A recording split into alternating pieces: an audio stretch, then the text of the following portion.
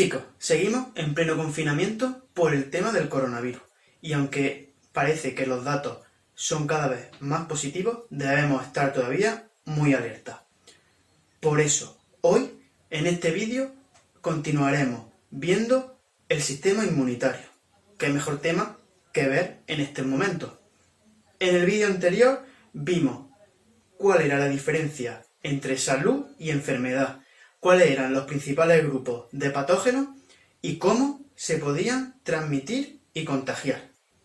Hoy vamos a ver cómo le hacemos frente a estos invasores.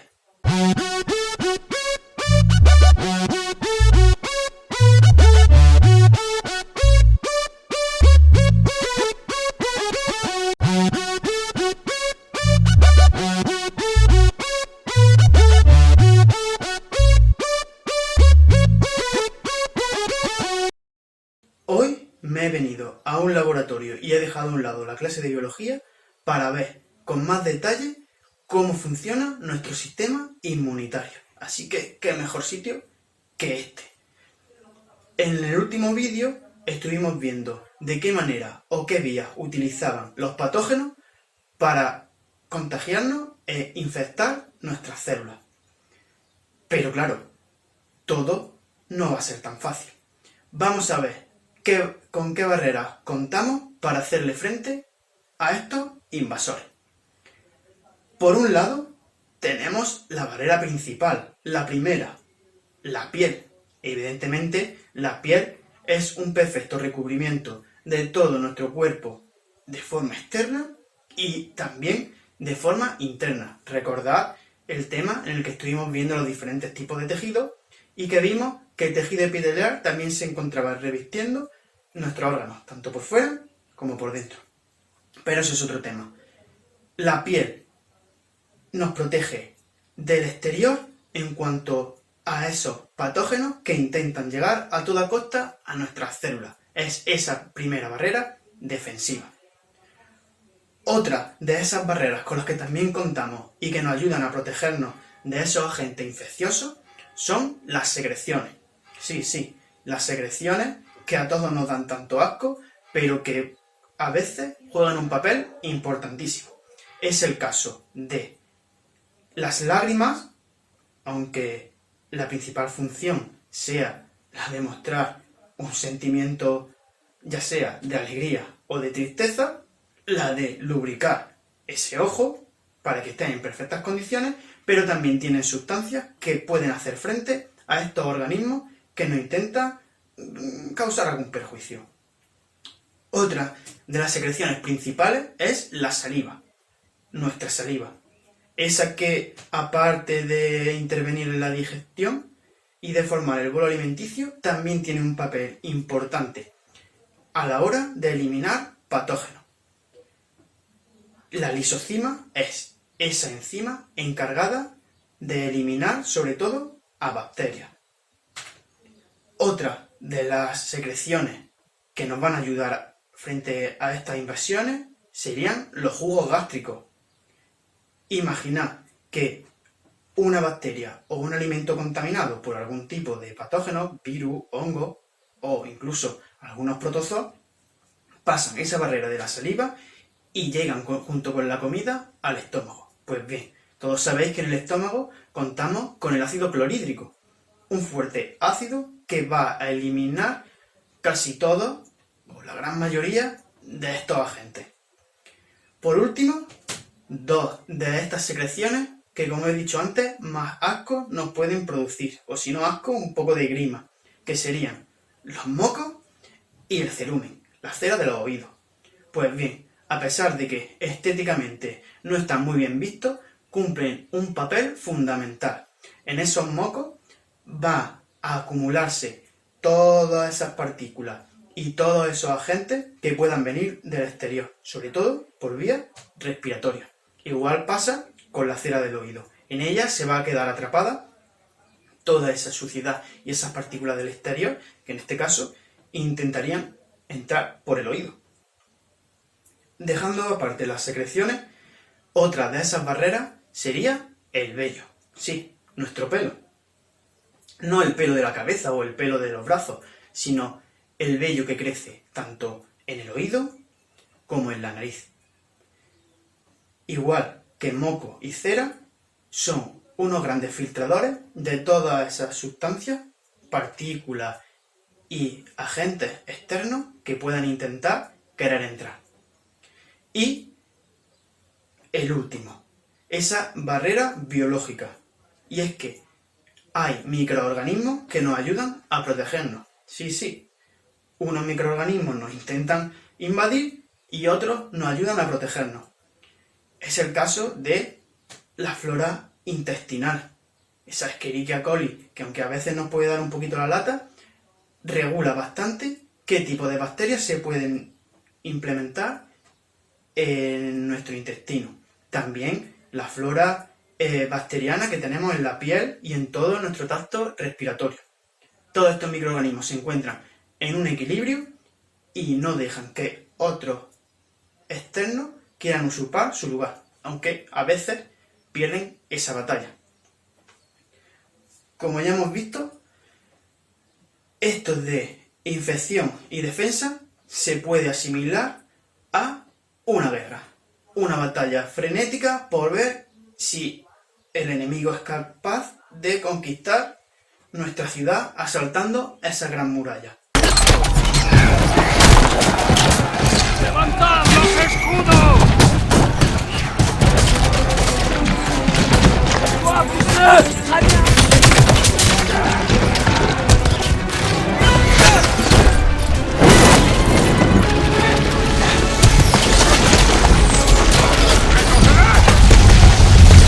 Como vemos, no se lo ponemos nada fácil y nuestras defensas intentan aguantar, resistir y vencer con toda su fuerza.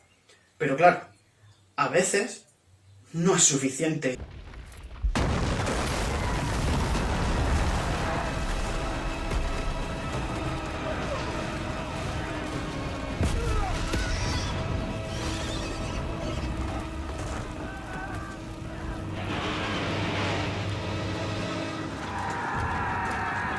Pues bien, si ese agente infeccioso, si ese patógeno es capaz de burlar todas nuestras defensas y asaltar esa ciudad, es entonces cuando se lleva a cabo la voz de alarma.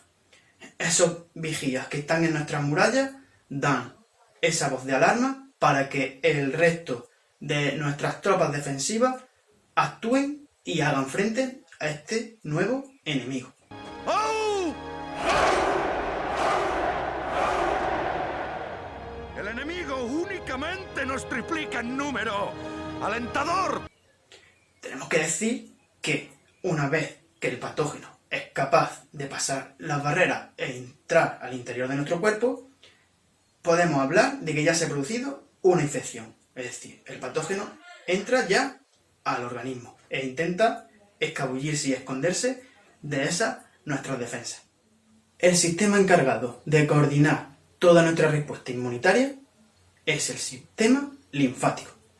Este sistema está compuesto por una serie de conductos que recorren todo nuestro cuerpo y que podrían ser, para que nos entendamos, análogos del sistema circulatorio y que también está comunicado con él. ¿Por qué? Este sistema linfático está constituido por un líquido que se denomina linfa. Esa linfa está formada por glóbulos blancos, estas células defensivas, y también por todo ese líquido sobrante que se produce del intercambio de nutrientes y sustancias de desecho entre el sistema circulatorio y nuestras células. Este sistema linfático recoge ese líquido que no ha podido ser devuelto al sistema circulatorio y lo devuelve a él para que el circuito no pierda ese líquido. Pues bien, en esta linfa, como hemos dicho, también se encuentra una gran cantidad de células defensivas que van a ir recorriendo todo nuestro cuerpo, buscando, detectando y destruyendo, en la medida de lo posible, a todos los agentes infecciosos. Este sistema linfático está compuesto principalmente por una serie de ganglios y órganos principales encargados de la producción de esas células defensivas, de esos glóbulos blancos, leucocitos o como lo queramos denominar. Bien, los órganos principales serían el bazo y el timo, ¿vale? Dos órganos que se hacen cargo de la creación y activación de las células defensivas. Como vimos en el tema del sistema circulatorio, en la médula ósea también se produce la fabricación de algunas de estas células inmunitarias. Los ganglios tienen un papel fundamental, aunque no en la creación y activación, sino más bien en la detección. Estos ganglios que están repartidos por todo nuestro cuerpo, como por ejemplo las amígdalas, las famosas amígdalas que nos duelen cuando nos resfriamos o nos ponemos malos, son los encargados de recoger toda esa infección y de esos glóbulos blancos que contienen a todos esos patógenos. ¿Qué significa que nos duele la garganta, que nos duele las amígdalas? Pues que tenemos una infección activa y que nuestros ganglios están trabajando a tope. Este sistema linfático, a partir de algunas de sus células, es capaz también de detectar células tumorales en sus primeras fases. Por lo tanto, elimina una gran cantidad de tumores y, por suerte, nos afectan a largo plazo, aunque a veces también fallan. Pero, ¿cómo hacemos frente a ese patógeno que ha logrado atravesar nuestras primeras barreras defensivas y producirnos esa infección? Pues en primer lugar, tiene a cabo una respuesta inmunitaria primaria. Es decir, una vez que se detecta el patógeno, el agente infeccioso, se lleva a cabo la activación de toda la respuesta inmune. Esta respuesta inmunitaria primaria tiene las características de que es muy rápida, pero muy inespecífica. Es decir, mandamos nuestras defensas frente a un patógeno que no conocemos con la intención de contenerlo, de que no se extienda esa infección. No lo conocemos, por lo tanto no podemos utilizar la arma adecuada para erradicarlo. Bien, ¿cómo es este proceso? Pues una vez que el patógeno penetra bien por una herida de la piel o por otra vía, imaginemos que una herida de la piel, directamente nuestras células defensivas lo van a atacar y dan la voz de alarma. Se produce una dilatación de nuestros vasos sanguíneos, por lo que aumenta mucho el caudal de sangre que va a circular por ellos. A más sangre circulando por esos vasos sanguíneos, más células, en este caso defensivas, que son las que nos interesan. Esas defensas van a detectarlo y van a intentar fagocitarlo, es decir, van a intentar comérselo.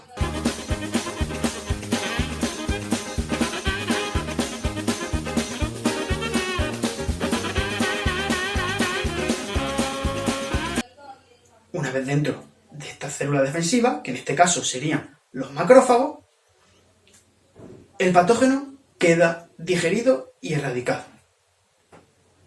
Bien, esta sería esta primera fase, intentar contener de manera rápida e inespecífica a ese patógeno.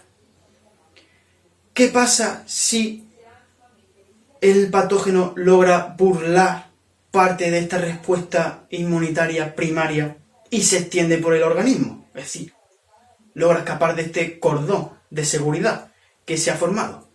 Pues en este caso tiene lugar una respuesta inmunitaria secundaria, que tiene las características de ser más lenta, pero muy específica. Es decir, ya conocemos a qué nos estamos enfrentando, por lo tanto, podemos utilizar nuestra arma más adecuada para hacerle frente a este patógeno. Pero aprovechando que estamos en un laboratorio, ¿qué mejor que verlo en microscopio para que lo comprendamos mejor? Así que vamos a echar un vistazo. Una vez que se produce la infección, los patógenos entran en contacto con los macrófagos, que son un tipo de glóbulos blancos. Estos los fagocitan, los digieren y fabrican unos antígenos que presentan a otras células del sistema inmunitario, como puede ser, en este caso, un linfocito T. Ese linfocito T va a elaborar una señal al resto de las células que se encuentran a su alrededor, indicando de que hay una infección. Esa sustancia activa a otro tipo de linfocitos T que van a ser capaces de hacer frente a la infección y a los linfocitos B. Las células que son infectadas presentan algunos de esos antígenos que tienen en su interior como señal de que están en ese estado de infectación. Los linfocitos T reconocen esos antígenos y atacan a esa célula, provocando su muerte y la muerte de todo ese patógeno que está en su interior.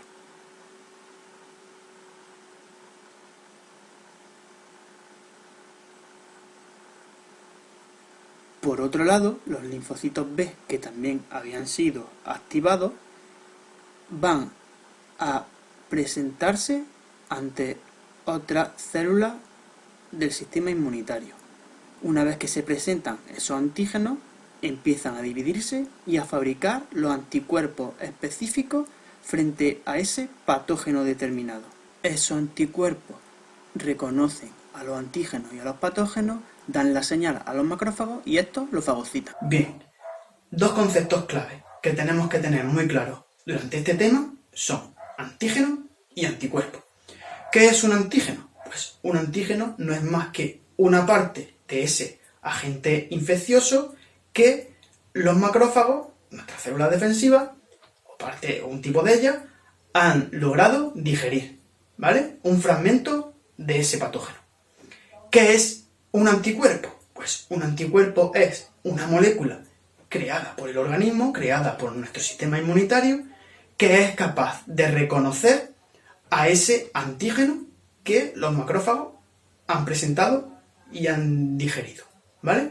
Sería como una llave en una cerradura. Tengo un antígeno determinado y tengo un anticuerpo que solo me va a encajar a ese antígeno. Por lo tanto, la conexión es perfecta y el reconocimiento es perfecto. Cada vez que yo voy a tener ese antígeno en sangre porque posiblemente tenga una infección, el anticuerpo lo va a detectar, se va a unir y va a dar esa voz de alarma diciendo: «Hey, mirad lo que he encontrado y venid todos para acá». Bueno, hemos hablado de esos dos tipos de respuesta inmunitaria, pero las situaciones en las que nos podemos enfrentar a una infección son distintas o pueden ser distintas a lo largo de nuestra vida. Por ejemplo, si es la primera vez que nos enfrentamos a una determinada infección por un patógeno, todo este proceso de la respuesta inmunitaria va a durar mucho más tiempo. ¿Por qué? Porque en primer lugar, en la respuesta primaria, no vamos a conocer a ese patógeno, no sabemos cómo nos vamos a enfrentar y seguramente vamos a tener que recurrir a esa respuesta inmunitaria secundaria, que es más específica, como ya hemos dicho. Pero claro, todos esos anticuerpos hay que fabricarlos, tienen que formarse. Por lo tanto, hay un periodo de retardo entre que aparece la infección y podemos elaborar la respuesta. Sin embargo, cuando ya nos hemos enfrentado a ese patógeno en veces anteriores, esta respuesta es un poco más rápida. Aunque logre pasar esa primera barrera defensiva de la respuesta inmunitaria primaria, ¿vale?, y escape de esa inflamación y de esos macrófagos, como ya tenemos esos anticuerpos formados de las veces anteriores, la respuesta secundaria es mucho más rápida, porque ya no tenemos que fabricarlos, ya sabemos cuáles son, así que sabemos qué tenemos que utilizar. En este contexto aparecen dos términos también importantes, que serían inmunidad adquirida e inmunidad innata. ¿Qué sería la inmunidad innata? Pues la inmunidad innata sería aquella que tenemos gracias a nuestra madre, ya sea porque durante el embarazo nos pasó sus defensas, nos pasó su anticuerpo por el cordón umbilical, o durante la lactancia, en la leche materna, también nos lo dio, ¿vale? En esas primeras tomas. Inmunidad innata. Ya tengo esa defensa en mi organismo sin tener que haberme enfrentado a ningún patógeno. Inmunidad adquirida sería aquella que voy adquiriendo a lo largo de mi vida. Cada vez que entro en contacto con un patógeno y una infección, mi sistema inmunitario va respondiendo y va creando defensa, va creando anticuerpos. Por eso decimos que el sistema inmunitario tiene memoria. ¿Por qué? Porque como ya me he enfrentado a este patógeno, aquí guardado tengo qué arma, qué anticuerpo voy a necesitar para enfrentarlo. Y por muchas veces que me intente infectar, voy a tener esa respuesta preparada. Pero claro, en esta vida hay muy pocas cosas perfectas, por no decir casi ninguna. Y nuestro sistema inmunitario pues también falla. A veces pues no logra controlarlo todo. Este es el caso, por ejemplo, de la hipersensibilidad, más comúnmente conocido como alergia. ¿Por qué se producen las alergias? Pues bien, el sistema inmunitario reconoce como un alérgeno, como un antígeno, sustancia de la naturaleza que no tendría por qué reconocer como tal. El caso más conocido es el del polen, es decir, el polen es una sustancia que no nos va a causar o no debería causarnos ningún problema porque no es algo que vaya a interferir con nuestra salud. Sin embargo, nuestro sistema inmunitario lo reconoce como tal y empieza a crear toda esa respuesta para combatirlo. Tanto la primaria con la inflamación, etcétera, etcétera, como la secundaria. Por eso, pues tenemos unos síntomas pues de estar resfriado, de ese estilo, ¿vale? Pero en principio, eso que el sistema inmunitario reconoce como algo malo y extraño, no tendría por qué hacerlo. Otro caso de fallo de nuestro sistema inmunitario serían las inmunodeficiencias, es decir, una deficiencia de este sistema inmunitario. ¿En qué consisten? Pues bien, estas inmunodeficiencias pueden deberse a dos factores principales. Un factor congénito, es decir, yo en mi ADN tengo un fallo y mi sistema inmunitario no está lo suficientemente desarrollado. En este caso sería el ejemplo de los conocidos como niños burbuja, es decir, aquellos niños que tienen que vivir prácticamente aislados herméticamente del mundo exterior porque su sistema inmunitario no es capaz de hacer frente ni al más débil de esos agentes infecciosos. Por otro lado, puede ser una inmunodeficiencia adquirida, y es que hay patógenos que atacan directamente a nuestras células del sistema inmunitario. Es el caso conocido del SIDA, ¿vale? El virus del SIDA infecta a nuestros leucocitos, a nuestros glóbulos blancos. De ahí que bajen tanto nuestras defensas. Y creedme, la mayoría, por no decir todos, de los enfermos de SIDA mueren de otras enfermedades porque su sistema inmunitario se ha debilitado muchísimo. Por lo tanto, no pueden hacer frente a esas infecciones. Bueno, pues el vídeo de hoy ha concluido. El próximo día seguiremos con la parte correspondiente a la medicina y a la higiene y cómo estas dos afectan a nuestra salud. Así que, hasta luego, chicos.